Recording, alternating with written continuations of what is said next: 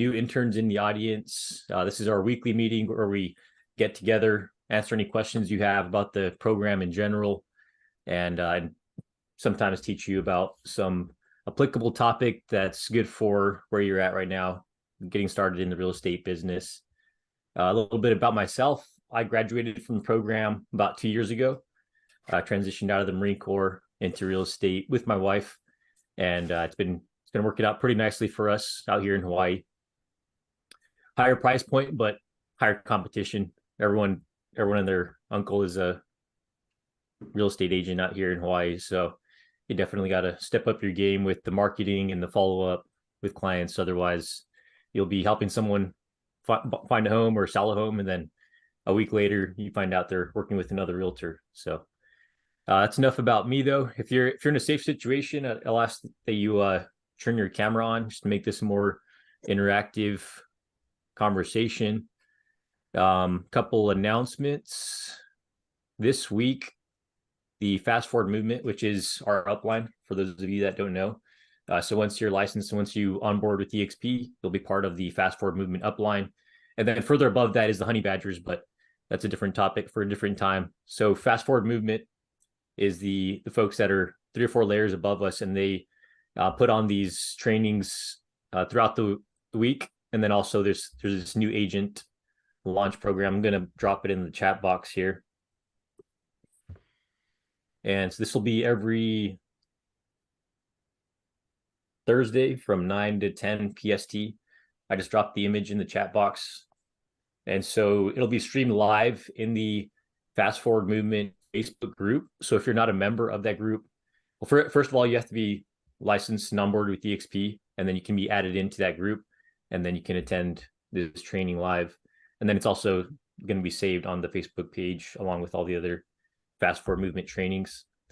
And so there's that for a little weekly launch training that you can go through.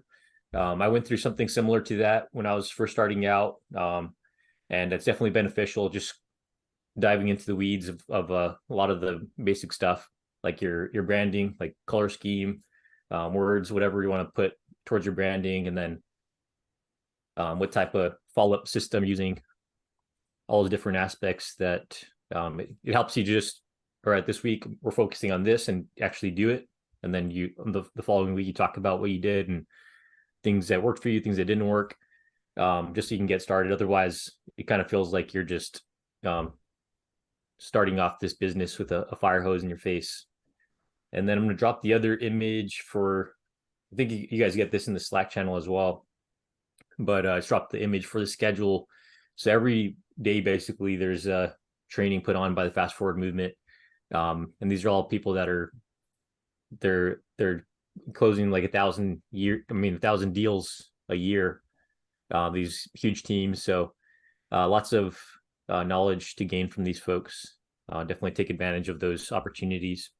And again, if you're not part of the Fast Forward Movement Facebook group and you're already licensed and onboarded with EXP, let me know and I'll get you added. It's a secret group, so even if you search for it, you can't find it. I learned the hard way with that, and I'm sure a few other folks here have done the same. But yeah, just let me know.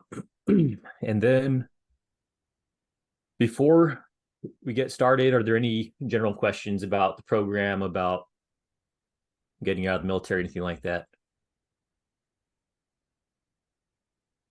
Alrighty.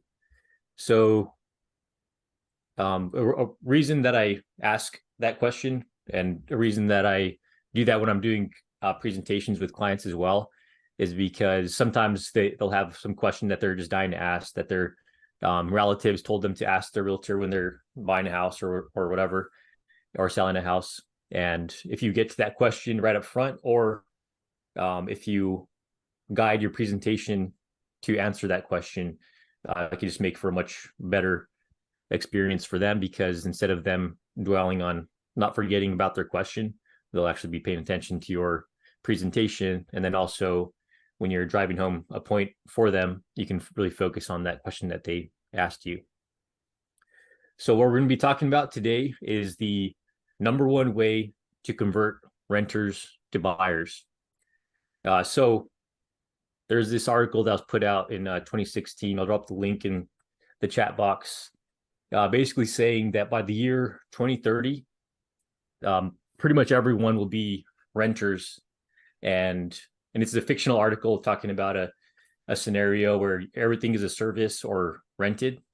And if you read it and you put yourself in that renter mindset, it actually sounds kind of appealing.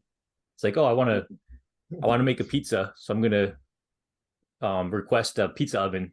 Gets delivered to your front door. You make your pizza. Once you're done with it, they come pick up your pizza oven. You go on with life in your 500 square foot studio, and everything you have is rented and borrowed and shared with the community. You have no privacy. And for some people, that sounds like a great idea, but I think there's a lot of us here that would not sympathize with that.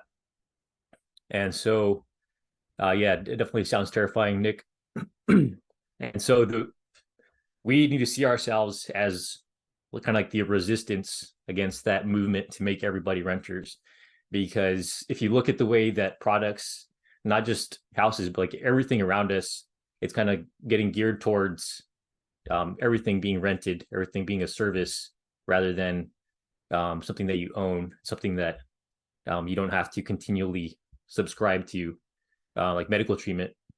You have to get your pills that you sign up for, and you just take them your whole life, and then eventually you take more pills for those pills that you were taking, instead of just a cure that fixes you permanently. So the number one way to convert renters to buyers is through education. And so I like to think about physical metaphors for a lot of things. And the physical metaphor that I think of when I'm converting a renter to a buyer is I kind of imagine them in a prison cell.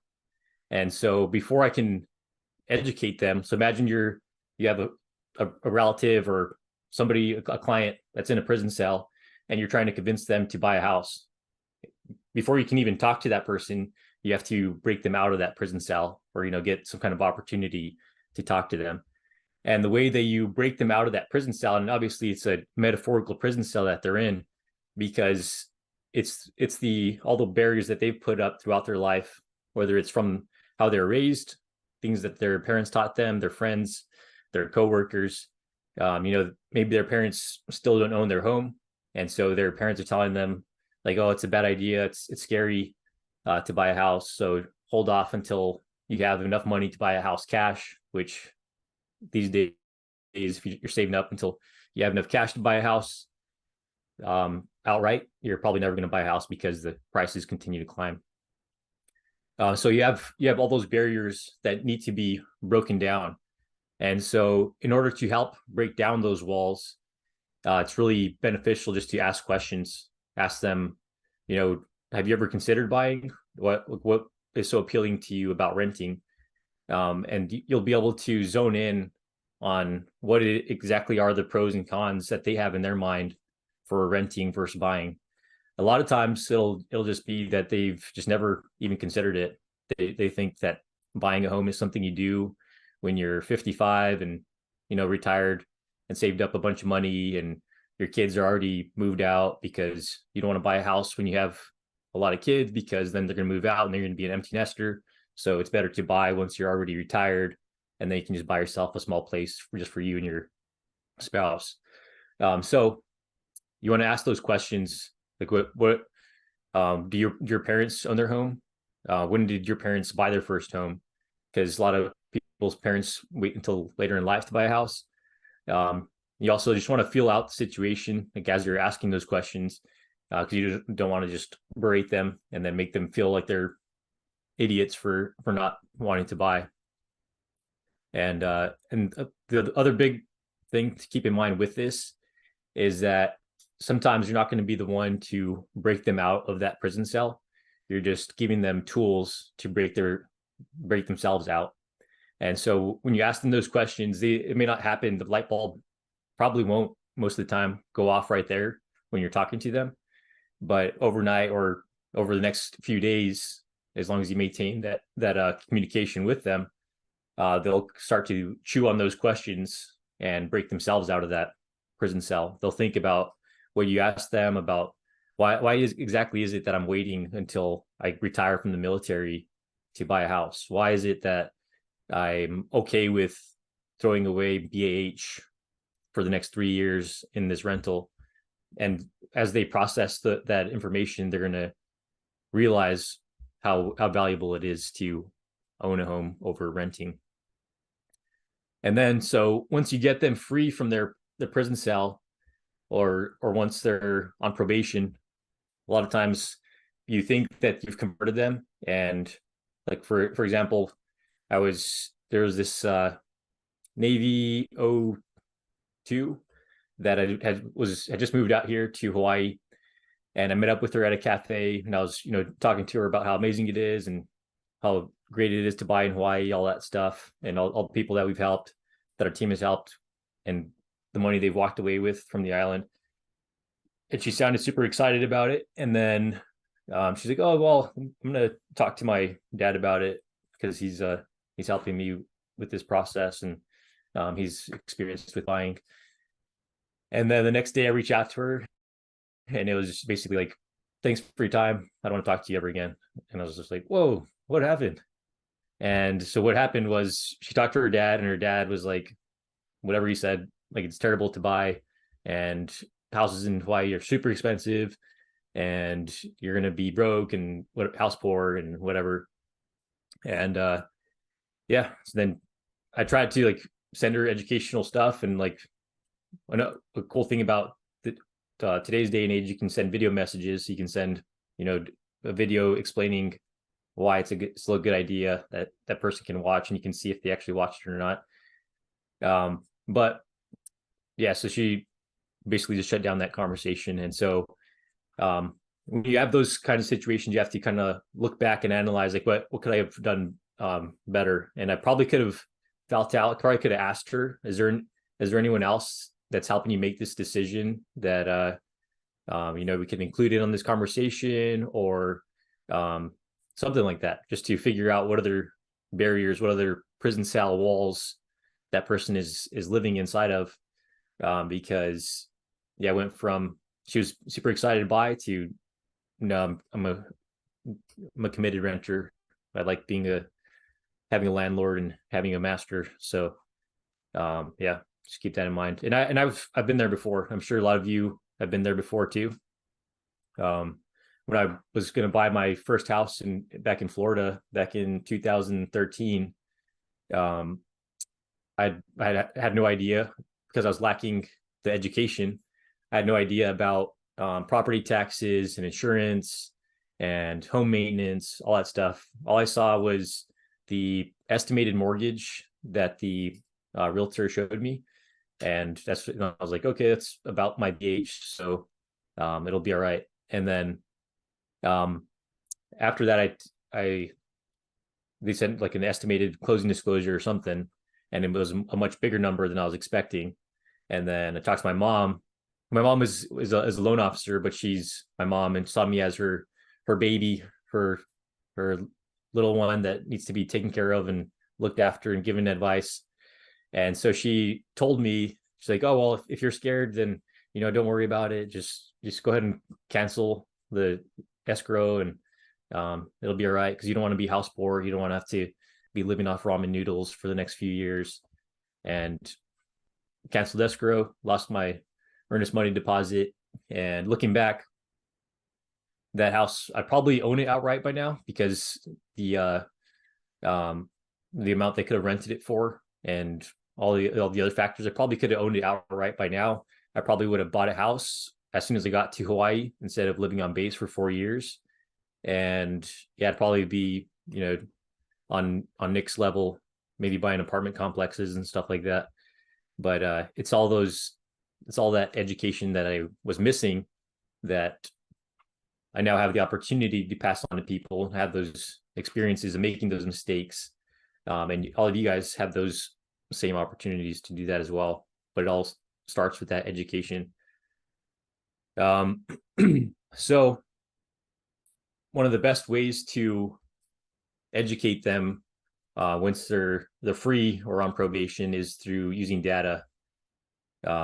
And so, yeah, like Nick said, the best time to buy a house was 10 years ago. The second best time is now. So you use data, you show people, hey, this is what houses have appreciated for or appreciated at the rate or the amount over the past 10 years. Yes, there was a little dip back in 2008, but look at the overall trend. It's continuing to climb. So if you happen to be buying right before that little dip, if you just wait 3 or 4 years, it's going to pan out and you're going to continue to get a profit on that property. Because if you're just talking to them about hypothetical scenarios and you're just like, yeah, it's really great to buy. You're going to have a lot of money in your pocket when you leave or when you sell eventually, and you're going to be able to use that money for lots of good things. But if you talk very broadly like that, it's not going to make it a reality for them.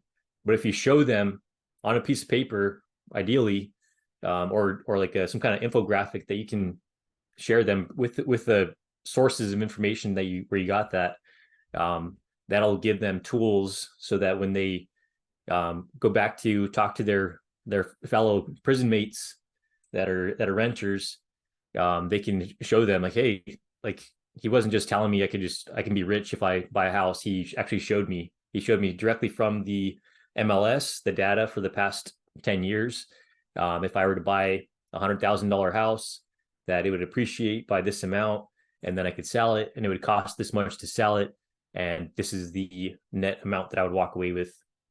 You can show them all those facts and figures, and they can take that stuff, chew on it for themselves, and then also pass that information on to others. And then you find yourself in a situation where your clients are making more clients for you.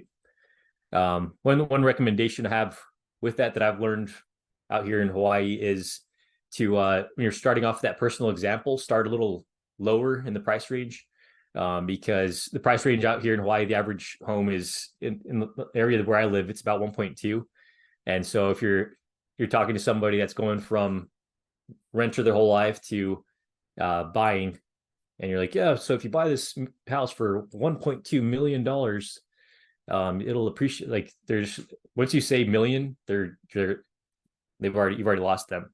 And so whatever the average price range is for your area, I recommend bringing that down, maybe cutting it in half, just so they can see in general how the numbers will work and show them like the percentage change that will happen. But yeah, just keep in mind those types of factors that can make you lose them from the moment that conversation begins. And then after you've showed them the data, showed them the MLS, the history for the market, stock market, like all these different factors that you can bring in to show them like that this is a good investment. Then you want to ask them, well, what could you do with that profit? Because I've had a lot of folks where I forget to do that, and I'm like, yeah, so after 3 years of living here, you can sell your house, and then you could leave the island with $100,000, and they're just like, oh, it's a lot of money. Okay, cool. They don't tie that to anything. It's like, what could you do with $100,000? So you're planning on retiring after you leave here, right? So, and you're moving to Texas. So what could you do with $100,000 in Texas? Like, what's the average price of a home in Texas? Would that be a good down payment on a home? Or you have a lot of college debt, right? Because you didn't use TA for whatever reason, or whatever the reason is, you can tie something to that money. Like Nick said last week, you're paying for their college. Like, oh, so you have 5 kids. The GI Bill is a pretty good program, but is it going to cover the full education for your 5 kids? And so this $100,000 could be the solution to that. I have a client that's wanting to do like a cross country camper van type thing after she retires with her husband and 2 kids. And the way that she was actually the one that converted her husband, who was wanting to rent, because that's his idea, to do that camper van thing. And so she told him, you want to do this camper van thing, we don't have a ton of money saved up for this, so this buying the house and then walking away with profit could be the answer to that. And then they ended up buying a house for 1.3. So yeah, that's my piece on educating people in order to help them change their mind from being renters to buying, and then multiplying, making more buyers, so that we don't have end up in the year 2030 where you own nothing and you're happy about it. Couple other one other thing to keep in mind is to be resourceful, and that's resourceful, full of resources, and also to just be able to find solutions to things. So if somebody asks you, I don't know what it'll cost to do a renovation on this type of house, like always have that a response of, I don't know exactly what that would look like either, but I'll talk to some experts and get you an answer. Because there's gonna be situations, especially when you're first starting out, there's gonna be situations where you literally have no idea what the answer is to their question, but you can ask someone in your network, somebody you're working with or going to be working with in the future on deals, and get that answer for them. All right, I'll open it up for questions. I'm gonna look through the chat box. Feel free to unmute yourself and ask a question if you have it.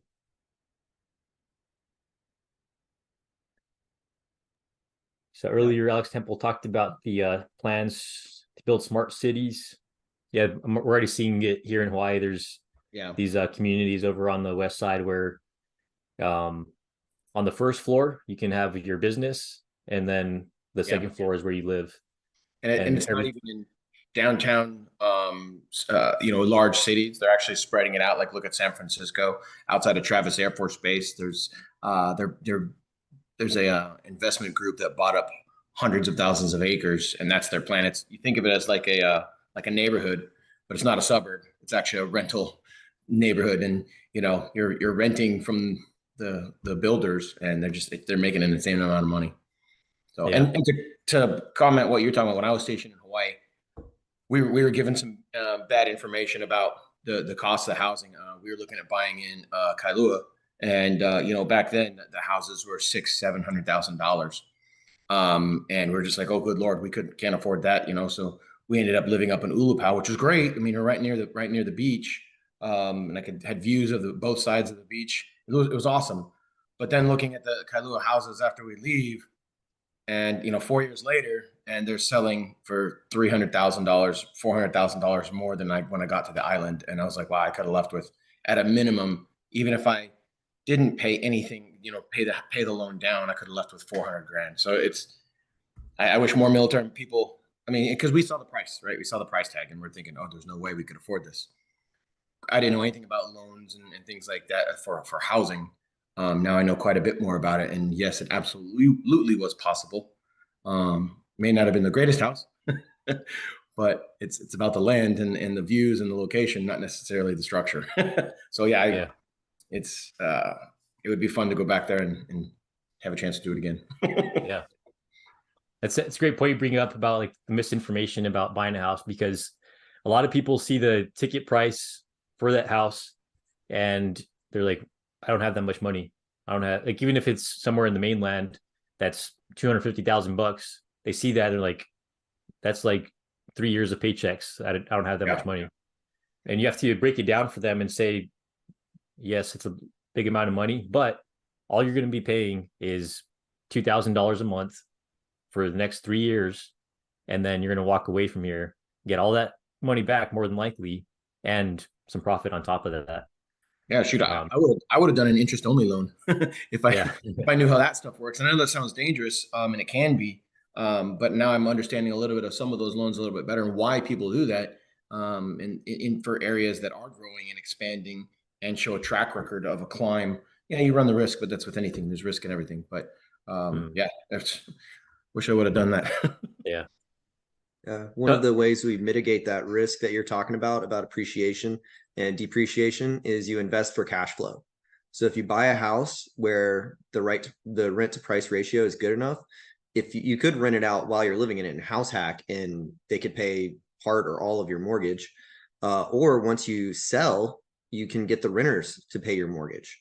And so you control the exit point. So if we have like a recession and there's a big dip in housing prices. Well, guess what? You don't have to sell. You just keep renting it out, and you're making cash flow, and you're making loan payments, buying that loan down. When the market does appreciate, if you do want to sell, then you can. There's nothing stopping you as long as the house is cash flowing. Hey, Nick, that's a great question. I actually had a question for Zor on this similar topic too. So let's say, you decide, hey, I'm going to keep the house. I don't know. It was like maybe 2007 or so when you bought the house, and because we're military, 3 years later, it's time to move. And wow, look at this. This is a terrible time to sell. So I'm going to keep the house. Okay, I'm going to rent this thing out, and wow, I cannot even cash flow at all. I'm negative $500 a month. How long can I carry that? So Zor, I guess my question to you on this is, how do you talk to those renters who you want to become buyers to kind of help them understand that, they're not in a situation where they could potentially not afford negative $500 in cash flow? And then Nick, how do you address that from the cash flow perspective where, there's going to be those temporary dips in the market, but for some people that, especially like military, moving every 3 years, that could make or break a deal for a military member in a lot of cases. Over to you guys. Oh, can I take this one? Yeah, go ahead, Josh. So I lived this one exactly. All right. So I started buying houses back in 2005. In 2006, I bought my first 2 properties, one to live in, one to be a rental, in Clovis, New Mexico, of all freaking places. So if you don't know where Clovis, New Mexico is, it's a Dust Bowl town just on the east side of Texas. There's nothing out there but the base. My dad grew up there. I feel very sorry for him. Yeah, he is. It's Yep, better he is now than good. it used to be, but it still sucks. I still own those properties to this day. However, so I bought these properties, and not only did 2007, 8, 9 happen, but also BRAC happened. All right, so BRAC came along and said, we're going to shut down the base. The only thing keeping that entire area alive was the base. So if it dies, everything dies. So I'm sitting here at 24, whatever I was, with 2 properties, shitting a brick, because who's going to buy it? I can't rent to anybody if nobody's around. What do I do? So I lived that exact scenario of them shutting down the base, about no one's buying any houses, and I can't move this thing. And actually the second house that I bought was originally supposed to be a flip, but because of BRAC, because of 2007, I couldn't sell it, couldn't move it. So I immediately went into being a renter. I was able to rent one of the house at cost, and the other house I took a $200 loss for almost 5 years before I started actually breaking even. Then during all this time, I'm just making enough money to cover the bills and losing a little bit. So here's the argument and all that. Okay, fine. You're losing money month after month. In my case, not only am I losing month after month off the house because it doesn't cover my mortgage, but any damages that come about, it's solely out of my pocket. That's a big deal. But Joe, do you invest to a 401k through savings? Yeah, and that's the way I kind of looked at my investment. That was a negative $500 cash flow per month. Hey, I look at that as it's part of the investment. It's a long-term kind of thing. But that's a tough thing to relay to somebody who's a renter right now who's looking to buy or potentially looking to buy. I can see the hesitation, and that would be a difficult thing to convert somebody to a buyer. It's got to go a little bit further. So, okay, fine. So you invest into a 401k, you invest into your thrift savings, whatever the case may be, and a lot of people are putting in $300-$500 towards their thrift savings, 401k, what have you. All right. So when you first buy the house, you get your military paycheck. You're going to be making, doesn't matter what the market did, you're making enough money. The only concern is when you leave, are you going to be able to bring in enough to cover the rent on that, or are you going to be able to find a buyer for it? So worst case scenario, you don't find a buyer for it and you've got to rent it out. Worst case scenario, you might have to rent it for $200 or $300 less than your mortgage, but and here's the kicker is that you can continue putting that extra $200 to $300 towards the rent, because what you're going to end up doing is going to pay $200 to $300 more a month than you would if you bought a place. So already you're losing money month after month there. Or you're going to put that $200 to $300 towards your retirement or thrift savings. And when it comes to your retirement, thrift savings, and all these different plans, the only person contributing to that pot of money is you. It only goes up by $300, $400 a month every single time. On the flip side, when you own a property and they're paying rent, even if they're not paying all of it, say it's $1,000 rent, $700 is getting dropped into an account, your retirement fund by itself. You're only contributing $300 to that. Your thrift savings doesn't do that. So the house is going to give you twice the amount of return than what your thrift savings, IRA, or what have you do. So get the house now, make some money. Doesn't have to be everything, but it will definitely pay you a whole lot more dividends in the long run. You know, there's my pitch. No, I like the other people's money response. That's a good approach. Yeah, it's a great point, because it's kind of similar to the new BRS matching, except you get a lot greater return than just matching. Were you gonna say something, Nick, about Joe's question? For me personally, markets like what Josh was talking about are huge red flags. If there's only one draw for employment, you want to find markets that have multiple sources of employment. Like San Diego has biotech, lots of universities, the beach and the tourism industry. You want to find diversified, I guess, industries in the market. If you find a town where there's like one mill, like where I grew up, and that one mill shuts down, well, kind of up shit creek. And like what Josh was saying, you can absolutely carry that investment.